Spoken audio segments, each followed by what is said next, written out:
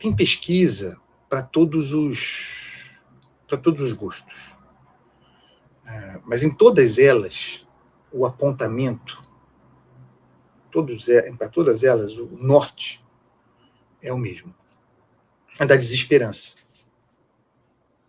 Eu dizia que uma imagem da vida do brasileiro, eu já escrevi isso algumas vezes, já falei aqui, é o sujeito que vai ao mercado, que vai ao supermercado, por exemplo. Ele vai chegar ao mercado e vai se deparar com o preço da comida altíssimo.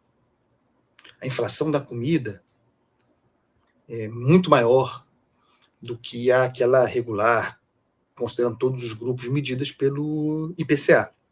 Aliás, vamos falar sobre isso, porque saíram os números de março da inflação. Então, o cara chega ao mercado e vê o seu dinheiro, a sua grana, desaparecer, cara. Nosso dinheiro desaparece. De todos nós. Nós que vamos ao mercado. Porque Lula não vai. Bolsonaro não vai. Ministro do Supremo, Alexandre de Moraes, Barroso, não vão. O dinheiro desaparece. Mas, pelo menos o cara chegou ao mercado, porque para se deparar desesperançoso com o preço da comida, ele precisa chegar ao mercado.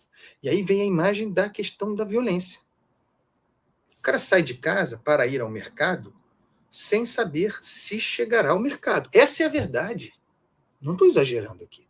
Então, para ser roubado, entre aspas, no mercado, o cara torce desesperadamente para não ser roubado no caminho. Para não ser tungado, mordido no seu percurso. Para não morrer no caminho. Então, vejam essas duas dimensões da insegurança. É a insegurança de se poderá comprar carne amanhã para os seus filhos e a insegurança de se conseguirá chegar ao mercado para então ver se poderá comprar carne. Essa é a realidade do brasileiro. Mas Ricardo Lewandowski não tem essas preocupações. Ele não anda na rua. Não pisa no mesmo chão que você, que nós. Não vai ao mercado. Nem sequer aperta o botão do elevador. Não abre a porta do carro. Essa é a realidade. E é aí que aponta o título do programa de hoje. O Brasil está exausto e Brasília não percebe. Alguém dirá, Brasília percebe sim, não age. Eu tenho dúvidas sobre, considerando Brasília, e aí quando eu falo Brasília, você que é de Brasília, não se ofenda. Isso é uma figura, né? É uma imagem. Claro que Brasília é feita de muitos trabalhadores, muita gente trabalhando, batalhando e tal. Isso é uma figura. É uma ilha da fantasia. Então, a ideia de que percebe sim e não faz nada, percebe pouco. Há um mundo autossuficiente acontecendo ali. E alargado, ampliado, aprofundado um fosso entre classe média muito erodida, uma classe média muito perdida, né? Classe média empobrecida, uma classe média que se aproxima, portanto, do pobre, em termos de renda, né? Um fosso que se abre entre essa galera e a elite, que não necessariamente é a elite econômica, também é a elite econômica, que muitas vezes é a elite política. As pessoas que estão separadas nesse fosso, aquelas que dão delegação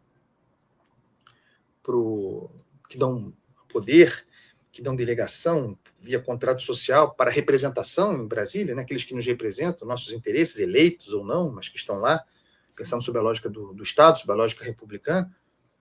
As pessoas que que assinam esse contrato de delegação, cada vez mais percebem como aqueles delegados agindo em conta própria, autossuficientemente. Não que não tenha sido sempre assim, que a elite cuidasse dos seus interesses também, essa elite governante.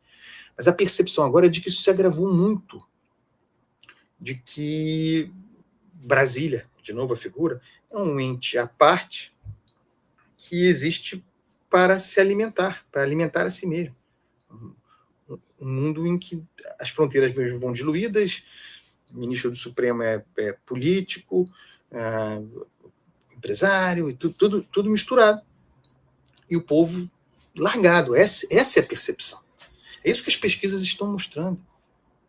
E o brasileiro, a palavra é essa, o brasileiro está exausto. Exausto e sem esperança. Exausto, porque aí o cara pensa no futuro do Brasil. O que nós estamos projetando como futuro político eleitoral do Brasil? 2026. Qual é o desenho? Não estou dizendo que seja o desenho final, porque existe a inelegibilidade de Jair Bolsonaro. Bolsonaro não será candidato. Está inelegível. Mas qual é a eleição projetada? Diretamente por meio desses nomes ou indiretamente por delegados, por indicados? Em 2026, Lula e Bolsonaro. Nós estamos presos a um esquema que não deu certo, que não dá mais certo, entre dois senhores. Projeta um futuro a partir daí. Qual é a esperança? É a previsibilidade de Lula. Previsibilidade não é um elogio nesse caso, porque a gente sabe exatamente tudo que a gente apontava que seria feito está sendo feito. A previsibilidade de Lula e esse endividamento galopante do Brasil, a inflação consequente da forma como se faz crescer o Brasil, o preço da comida, a previsibilidade do governo Lula, repetindo as mesmas práticas de 20 anos atrás, ou a imprevisibilidade de Jair Bolsonaro.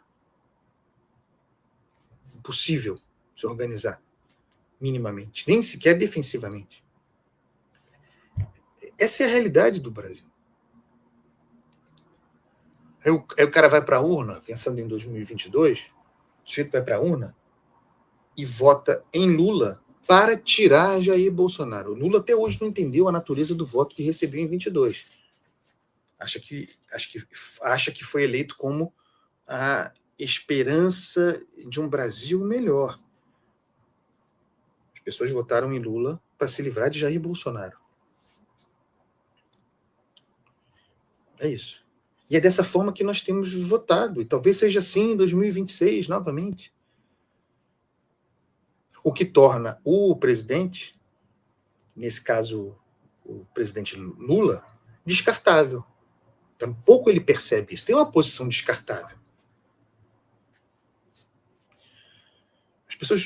As pessoas tinham, a meu ver, né, baixa expectativa sobre o que seria o governo Lula, este novo governo Lula, o terceiro governo Lula, porque o escolheram para se livrar de Jair Bolsonaro, mas a baixa expectativa positiva que tinham se erode muito rapidamente, gerando frustração, cansaço. O presidente está cansado, o presidente Lula está cansado, e a população está cansada, e sem esperança. Então, olha esse número aqui do Datafolha. Como eu disse, tem muitas pesquisas, muitos elementos para a gente observar esse cansaço, essa exaustão da população brasileira, essa desesperança. E repito, o que é desesperança?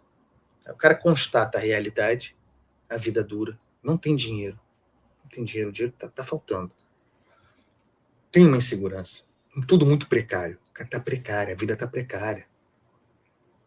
Está inseguro, amplamente inseguro. Aí também contida a questão da segurança pública, da insegurança pública. Olha, tem pesquisa para todos os gostos. Olha esse Datafolha aqui. 58% dos brasileiros reduziram as compras de alimentos. Ou seja, passaram a comprar menos comida, ou a selecionar mais aquilo que compravam, abrindo mão de comprar comida. Inflação. Andreasa, mas a inflação ela não é produto, não é culpa de Lula. É sim. E o cara percebe, você vai ver na pesquisa. O brasileiro percebe. Não é integralmente de Lula, mas em grande medida é.